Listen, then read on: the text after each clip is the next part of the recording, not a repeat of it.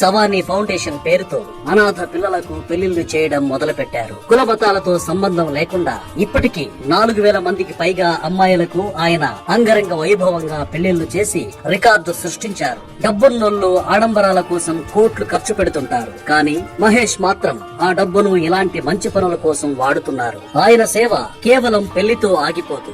ఆ అమ్మాయిలు కొత్త కాపురం సంతోషంగా మొదలు పెట్టాలని ఇంటికి కావలసిన మంచం, బీరువా, సోఫా, బంగారం, వెండి ఇలా అన్ని ఆయనే ఇస్తారు. దాదాపు 4 నుంచి 5 లక్షల వరకు విలువైన వస్తువులను కానుకగా అందజేస్తారు. అంతేకాదు, పెళ్లి తర్వాత ఆ అమ్మాయిలు గర్భవతులు అయినప్పుడు కూడా తండ్రిలా దగ్గరుండి సీమంతం వేడుకలు చేస్తారు. కరోనా టైంలో తల్లిదండ్రులను కోల్పోయిన చాలా మందిని కూడా ఆయన దత్తత తీసుకొని వారి భవిష్యత్తుకు భరోసాగా నిలిచారు. రక్తంతో సంబంధం లేకపోయినా వేల మంది కన్నీళ్లు తుడిచి మహేష్ పాప అని పిలిపించుకుంటున్న ఆయన మనసు కోహినూర్ వజ్రం కంటే చాలా విలువైంది. సమాజానికి ఆదర్శంగా నిలుస్తున్న ఆయన నిజంగా ఒక రియల్ హీరో.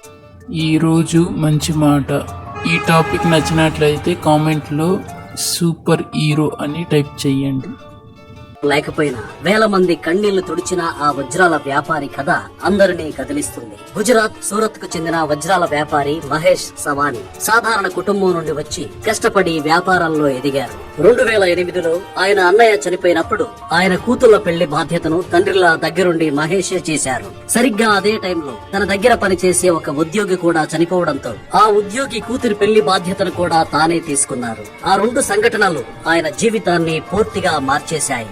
నా అన్నయ్య పిల్లలకైతే నేనున్నాను, కానీ అసలు తండ్రి లేని పేద పిల్లల పరిస్థితి ఏంటి, వారిని ఎవరాదుకుంటారు అని సవానీకి అనిపించింది. అప్పటి నుంచి ఆయన తన బాధ్యతను మొదలుపెట్టారు. పిపి సవానీ ఫౌండేషన్ పేరుతో అనాథ పిల్ల తండ్రి లేని ఆడపిల్ల పెళ్లి చేయడం చాలా గొప్ప పని అని అందరూ అంటుంటారు, కానీ వేల మంది అనాథ పిల్లలకు సొంత తండ్రిలా మారి వారి పెళ్లి బాధ్యతను భుజాల మీద వేసుకుని. ఈ వీడియో నచ్చినట్లయితే లైక్ చేయండి, షేర్ చేయండి, సబ్స్క్రైబ్ చేసుకోండి. Thank you.